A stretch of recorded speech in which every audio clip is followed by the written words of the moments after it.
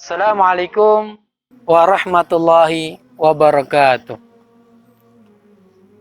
Alhamdulillahilladzi arsala rasulahu bil huda wa dinil haqq liyudhhirahu 'alad dini kullihi wa kafa billahi syahida. Asyhadu an la ilaha illallah wa asyhadu anna Muhammadar Rasulullah. Allahumma shalli ala Muhammad wa ala ali Muhammad.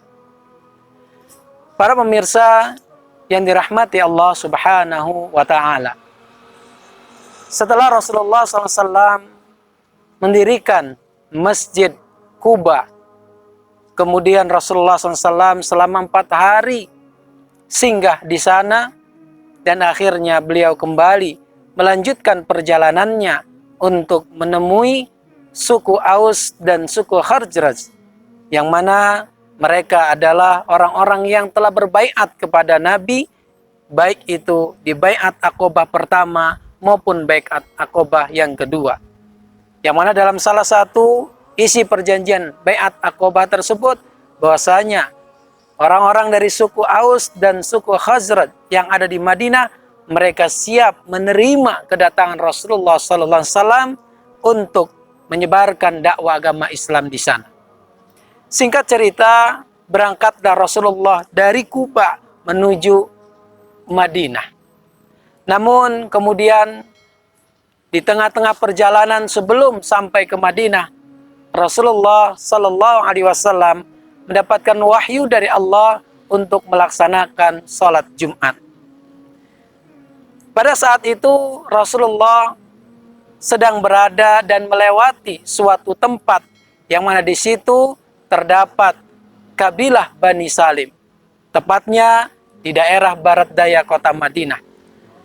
Maka ketika Rasulullah mendapatkan perintah dari Allah untuk melaksanakan salat Jumat, Rasulullah kemudian singgah di kabilah Bani Salim untuk melaksanakan salat Jumat, di mana di situ Rasulullah disertai oleh Abu Bakar As-Siddiq, oleh Abdullah bin Uraikid sebagai penunjuk jalan, dan oleh temannya atau budaknya Abu Bakar yang bernama Amir bin Fuhairah. Di sanalah kemudian Rasulullah mendirikan sholat Jumat yang pertama kali dalam sejarah agama Islam, yaitu di daerah kabilah Bani Hashim. Dan setelah melaksanakan sholat Jumat di sana, kemudian Rasulullah meninggalkan jejak di sana, dan kemudian akhirnya saat ini dibangunlah yang namanya sebuah masjid, dibangunlah sebuah masjid yang dinamakan yaitu Masjid Al-Jumu'ah. Para pemirsa yang dimuliakan Allah Subhanahu wa ta'ala, jadi dalam kisah perjalanan hijrah Rasulullah SAW dari Mekah menuju Madinah, Rasulullah mendirikan 2 buah masjid, yaitu Masjid Quba dan Masjid Al-Jumu'ah. Karena disitulah Rasulullah kemudian melaksanakan sholat berjamaah 5 waktu dan sholat Jumat pertama kali dalam kehidupan Rasulullah SAW. Dan Alhamdulillah sampai saat ini kita rasakan yaitu ibadah tersebut.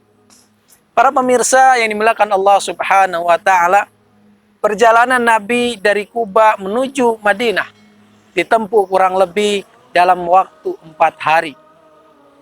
Sampainya Nabi di Madinah, kemudian langsung disambut oleh kaum muslimin yang sudah terlebih dahulu beriman kepada Nabi dan mengikuti ajaran-ajaran yang disampaikan oleh Nabi Muhammad SAW.